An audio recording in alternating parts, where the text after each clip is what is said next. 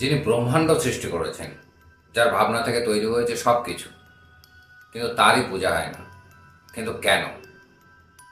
পুরানো প্রেরণায় আপনাকে স্বাগত। আজকের এই ভিডিওতে আমরা ব্রহ্মার কেন পূজা হয় না সেই বিষয় নিয়েই আলোচনা করব। চলুন শুরু করা যাক। সৃষ্টির শুরুতে ছিল শুধু ব্রহ্মা, আর ছিল শুধু শূন্যতা, নীরবতা আর সম্ভাবনা। কিন্তু যখনই সৃষ্টি শুরু হলো, তখনই ব্রহ্মার মনে এক সূক্ষ্ম অহংকারের সৃষ্টি হলো। আমি সৃষ্টি করেছি মানে আমি সর্বশ্রেষ্ঠ। এই ভাবনাই ছিল প্রথম ফাটল। প্রচলিত কাহিনী অনুযায়ী ব্রহ্মা হলেন সৃষ্টিকর্তা আর বিষ্ণু হল পালনকর্তা। একবার ব্রহ্মা আর বিষ্ণুর মধ্যে এক বচসা বাঁধল, কে সর্বশ্রেষ্ঠ তাই নিয়ে।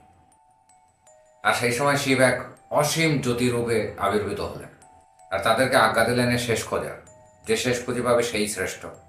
বিষ্ণু গেল নিচের দিকে আর ব্রহ্মা গেল উপরের দিকে।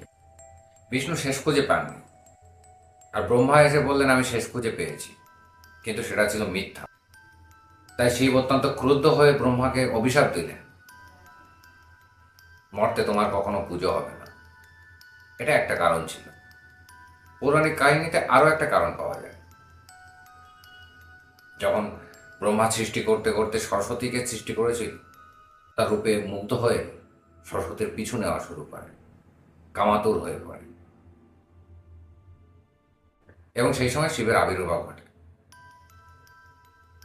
সেখানে শিব উপস্থিত হলেন আর ব্রহ্মার এই কর্মকাণ্ডের জন্য ব্রহ্মাকে দায়ী করলেন এবং ব্রহ্মার একটা মাথাও কেটে নিলেন, সাথে অভিশাপ দিলেন তার পুজো কখনো হবে না।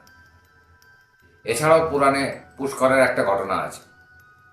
ঘটনার বৃত্তান্ত সবই প্রায় একই রকম, কিন্তু মূল কথা হলো, এটাই কি আসল, নাকি এর পিছনে কোনো প্রতীকী আছে, এর পিছনে লুকিয়ে আছে আমাদের জন্য কোনো শিক্ষা?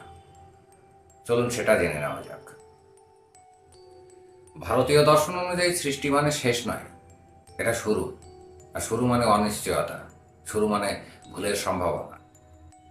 সৃষ্টি মানে শক্তি, আর শক্তি নিয়ে আসে অহংকারের ঝুঁকি। তাই বড় তিনি নন যিনি সৃষ্টি করেন, বড় তিনি যিনি সৃষ্টিকে রক্ষা করেন। তাই শিব আর বিষ্ণু পূজিত হন, কারণ তারা সৃষ্টি নয়, তারা পালন আর রূপান্তরের প্রতীক। আর ব্রহ্মা, তিনি শুরু করেন ঠিকই, কিন্তু শেষ পর্যন্ত দায়িত্ব তিনি নেন না, তার কাজ অসমাপ্ত থাকে। এই পৌরাণিক কাহিনী শুনে মনে হয় ব্রহ্মাকে শাস্তি দেওয়া হয়েছিল, কিন্তু আসলে তা নয়। তিনি আসলে প্রতীকী, তিনি আমাদের সতর্ক বার্তা। আসলে এই গল্পটাই হলো আমাদের শিক্ষার প্রতীক। শুধু সৃষ্টি করলেই বহৎ হওয়া যায় না, দায়িত্ব না নিলে কৃতিত্ব অর্থহীন। আর জ্ঞানের আগে যদি অহংকার আসে, তাহলে পতন অনিবার্য। এই কারণে ভারতভূমিতে ক্রিয়েটর নয়, কেয়ারটেকারই পূজিত হন। কারণ সৃষ্টি একদিনের কাজ, আর দায়িত্ব সারা জীবনের। আশা করি এই প্রশ্নের আসল উত্তর আপনারা খুঁজে পেয়েছেন। আর যদি এই এপিসোডটা ভালো লাগে, তাহলে অবশ্যই লাইক, শেয়ার, কমেন্ট, সাবস্ক্রাইব করতে ভুলবেন না। দেখা হবে পরের ভিডিওতে। ততক্ষণ ভালো থাকুন, সুস্থ থাকুন। ধন্যবাদ।